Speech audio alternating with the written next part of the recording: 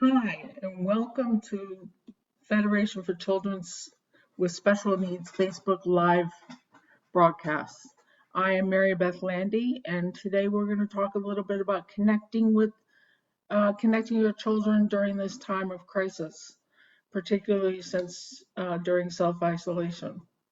So I'd like to talk a little bit about some of the options that are out there for families and how families connect with each other, particularly for younger kids. I know that a lot of the older kids have their own methods for reaching out to each other, be through FaceTime or just connecting on iPads and telephones, but that is not necessarily the case for younger kids. So I think it's really important in this time that we give our kids a chance to be able to reach out to their friends. Um, and so I've poked around a little bit, done a little bit of research, and also asked some friends who have younger children how it is that they're connecting and letting their kids connect with their friends through different types of social media.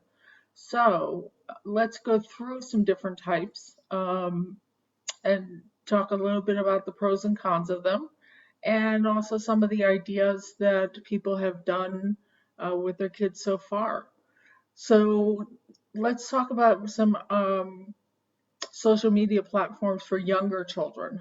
One of them is called ScuttlePad.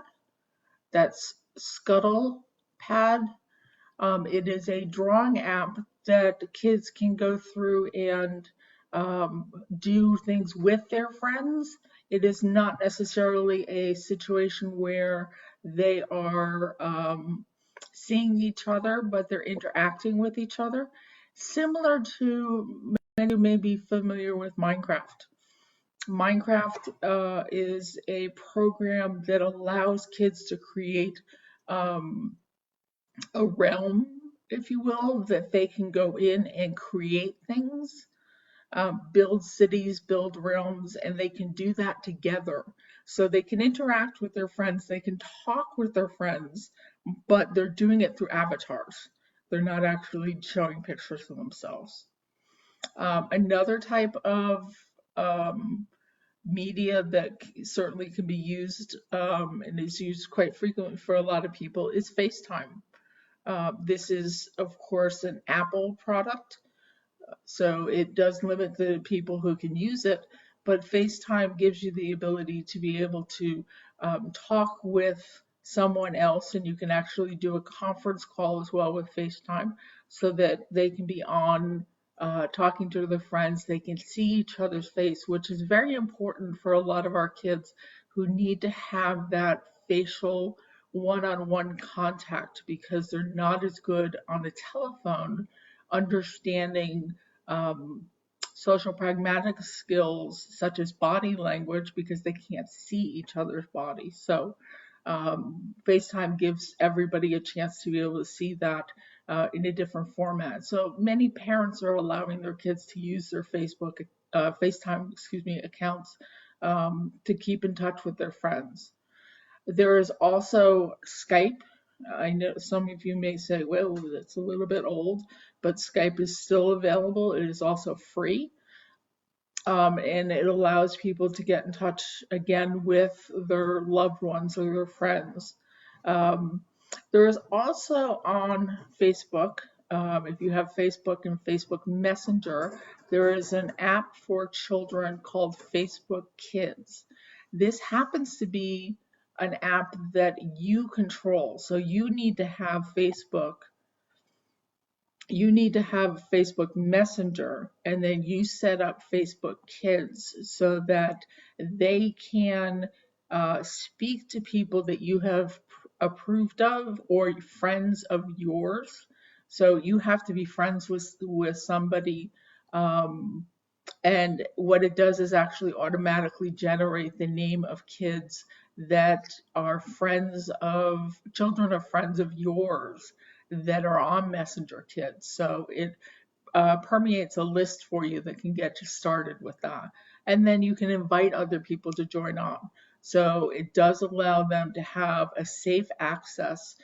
They cannot messenger um, send a message to someone who is not a friend of theirs, and they cannot receive a message from somebody who is not a friend of theirs. So you have complete parental controls over it, but they can use the app themselves on their own devices if they have them. There is also Zoom. Now, I know that most people think of Zoom as a platform right now that's being used, but we use it constantly right now at the Federation to hold meetings. There are different platforms for Zoom that allow, there's a free platform that can allow 25 people on a meeting, or there is, as you go up a price range, you can certainly add on to it. The highest price, I think, allows for 1,000 people. If your child has 1,000 friends, that's pretty amazing. But you can certainly do the free one, and allow kids. I've heard several parents talk to me about allowing their kids to have lunch together with their class by doing Zoom. And everyone can get on, everyone has their lunch at home, and they do lunch and then do an activity together. So there is also Google Meet or Google Hangout. Now, those happen to be both Google products or slightly different. Google Hangout is more of a social aspect and platform to use, and Google Meet would be similar to Zoom. It's used for business purposes for the most part. Those are both platforms that can be used. And again, these are platforms that I think that it's really important that they be supervised, that you're there with your child while they are on these platforms. One of the things that I will mention about Zoom that has been happening lately is Zoom bombing is a new expression. As we come up with new things, there's always new expressions, in that people have been able to access Zoom meetings. So Zoom will allow you, when you set up a meeting, to set up a password to go along with it. And when you send the invitation out to the people who would be attending the meeting, they would have to not only jump on and join the meeting, but they would have to put that password in. And that's what I would recommend for anyone who is using it for their kids to be able to connect with their friends. There are also several other aspects where kids can text with each other. We happen to be testing several of them out at the Federation as a way to limit the amount of emailing that we do back and forth. If you've ever read the text messages from teenagers or kids, half of them are yeah, uh-huh, yep, got it, okay, I don't know. So this is a way of, rather than having 100 emails set up this way, there is a program called Slack, which allows for messaging back and forth within a group. There's also a platform called Brosix, Brosix, that would allow you to be able to do the same thing. So those are some aspects that you could use, some platforms that you could use to be able to do social connecting with your kids. Um, so I have heard of several people, like I said before, who are doing lunches. Even my family and I have done dinner with friends through FaceTime or Zoom. We set up the computer. Um, we also happen to have an iPad um, tripod, excuse me, I forgot the word, tripod, which we set up, and friends are sitting in their living room, dining room, having dinner, and we share with what we're having and uh, message back and forth what the recipes are. So it's been a great way to share recipes. But it's a great way for the kids to have some other connection besides just within their family. I know of people who've done Playdates. Um, my stepdaughter and I the other day did a slime, made slime together, and did that with some friends of hers. So they made slime at their house, and we all examined the multitude of possibilities of slime. Depends on whether you're using what type of glue you're using. We happen to use color changing glue. You can do a variety of different activities, science activities. They can help each other with assignments that they've been given.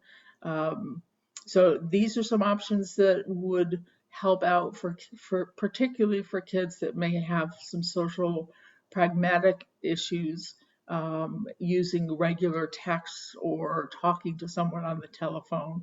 um, so these are some ideas. Would love to hear some more ideas that we can share on our resource page on our website.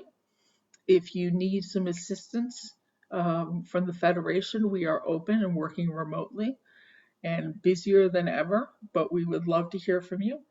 Any questions that you might have, I recommend going to our Facebook page at fcsn.org and looking up on the Facebook page has a list of frequently asked questions, as well as um, as well as an online form that you can complete.